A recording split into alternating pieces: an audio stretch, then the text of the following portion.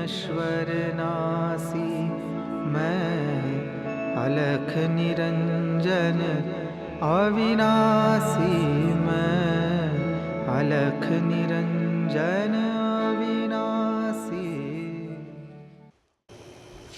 You see, one of the main factors about healing is to give people a lot of space. Our camps, the satsangs here are very intense. When I do it very intense with you, meditation.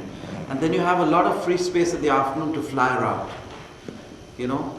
And then again we come and we sharpen and become intense till the time you sleep. Your mind is very focal, thinking on the blue light of God before you. Don't fritter away the energies of your mind. Don't waste them, for they are precious.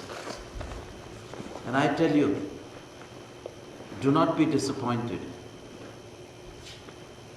Sometimes you try to meditate and chant Om Namah Shivaya, but everything else but the thought of Om Namah Shivaya comes in your mind. You're thrown about. How many have had this experience that in spite of you trying to meditate, your thoughts, other thoughts which you do not want, sweep you aside? How many have had this? So all of you are sincere meditators. Those who have not had this, they are telling a lie. Don't believe them and don't keep their company because they are too perfect. So a person who sits on a horse is bound to fall. If you're learning how to ride, you're bound to get injured. If you're learning how to meditate, you're bound to come across these difficulties. These are the scars of an old warrior, which shows that you've been trying through thick and thin. And I tell people, the worse the meditation, the more the rejoicing you should have. Rejoice. And if that's what I'm saying, then you'll tell me, oh Gurunath, that means we should rejoice every day. Because every meditation gets screwed up at some point or the other. But this is bound to happen because you are swimming upstream. You know, there's only a handful of people in America who are practicing the in-depth meditation.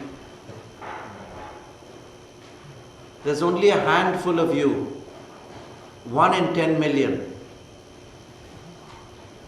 who is practicing this in-depth meditation. And therefore you're bound to come across these difficulties. But the good news is this: if you're meditating, you're trying to do the jap of Om Namah Shivaya. And while you're doing the Om Namah Shivaya, a picture of the goddess Saraswati comes.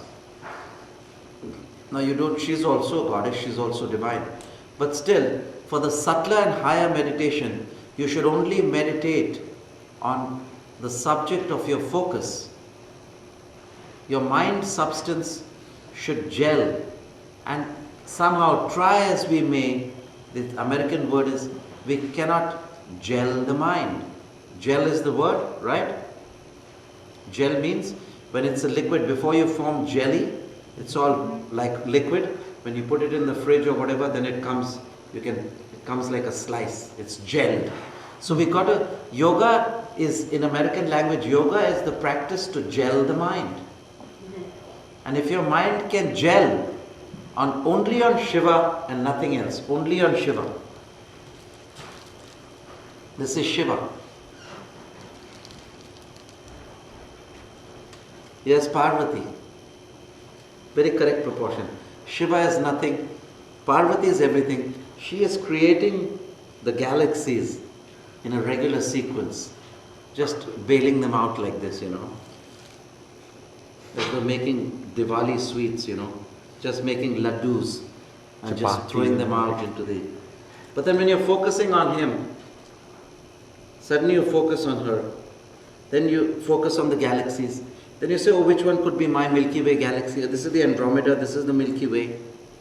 And in the Milky Way galaxy, how small you are, then your thoughts get distracted step by step. And then you've gone far away from Shiva, because then you've located your little solar system, your planet, your house in the Bay Area, house in San Francisco and LA, And then in your house is your little dog. You say, oops, where have I gone? From Shiva to my little dog? I've gone from Shiva to my little dog. What's the name of your dog? Say it all at once. Say the name of your dogs. Samadhi, Nirvan, Bhakti, Shakti, Samadhi, Nirvan, Puja.